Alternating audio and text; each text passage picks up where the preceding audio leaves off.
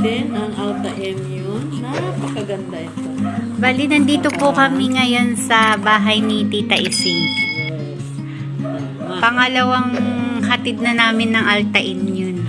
Kasi nung nakaraan, linggo, ang tindi ng ubo niya. Saka mahina talaga.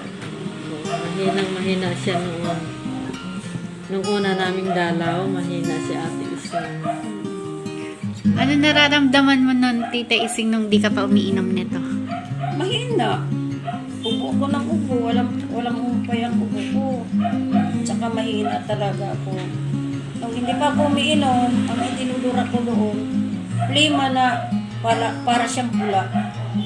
Kasi, siyempre, check up ako sa online eh. Ngayon, nung natapos na yung gamot ko sa online, sa doktor, iyan ang ininom ko. Dinalanan ko ng mga kaibigan kong dalawa. Si Ma'am Ana ang nagdala niyan. Si Miss Ana. Tsaka At saka si Merna. Ngayon, ang nangyari sa akin, ayaw ko yan. Kaya ang tawag ko niyang pangit eh. Ayaw ko yan talaga. Pangit daw ang lasa. Oo. Pait kasi. Oo. Itong aking kasama si Buna na kaibigan ko, laging sasabihin, Nay, inumin mo yun. Sabi ko nga, ayaw ko, pangit yan lasa. O paano yan? Babayaran mo yan. Sabi sa akin.